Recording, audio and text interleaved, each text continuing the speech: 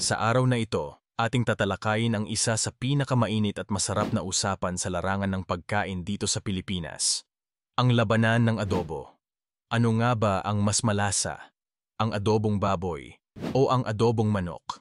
Isang tila walang katapusang debate, ngunit sabay-sabay nating sisidlan ng mga kaalaman at lasa ang paksang ito. Unang-una, habang maraming bersyon ng adobo sa buong kapuluan, dalawa sa pinakasikat at palaging pinagtatalunan ay ang paggamit ng baboy at manok. Parehong tradisyonal at malapit sa puso ng mga Pilipino ang dalawang sangkap na ito. Ngunit ano nga ba ang pagkakaiba ng kanilang lasa? Ang liempo o kasim ng baboy ay kilala para sa kanyang masarap at malasang taba.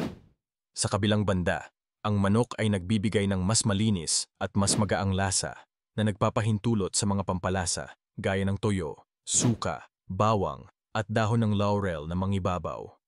Ang pagkakapareho ng lasa ng toyo at suka sa bawat kagat ng adobo ay isang signature na karanasan sa pagkain na nagbibigay karangalan sa ating mga hapagkainan.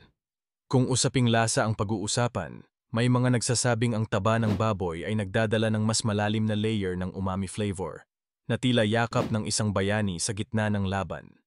Ang richer texture nito ay perpektong tumutugma sa asim ng suka at alat ng toyo, lubusang nagpapalabas ng pambihirang timpla na minsan ay hinahanap-hanap.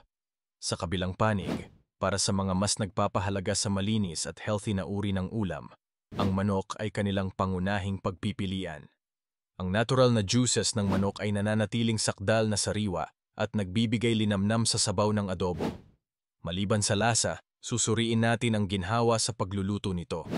Ang manok ay mas madaling lutuin at mas mabilis lumambot, samantalang ang baboy naman ay nangangailangan ng mas mahabang oras upang palambutin, ngunit tiyak na hindi ka mabibigo sa resulta.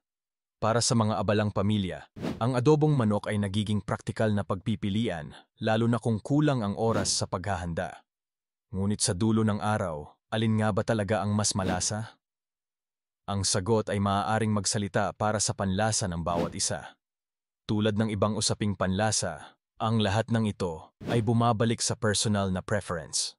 Ang masalamat na kwentuhan sa paligid ng hapag ay tila isang walang katapusang laban, ngunit ito rin ay nagiging dahilan upang mas tumibay ang paggalang at pagpapahalaga natin sa sari-sariling interpretasyon ng ating adobo.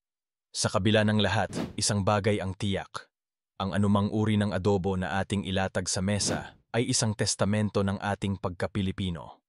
Isang maningning na pagdiriwang ng ating kultura na patuloy na sinusulong at ipinagmamalaki, mapabante mang baboy o manok. At sa gitna ng adobo wars na ito, tayo'y nagkakaisa sa isang layunin, ang magbigay-pugay sa paborito nating adobo na tunay na ginagawa tayong maghilig sa sarap at karanasan ng pagkaing Pilipino.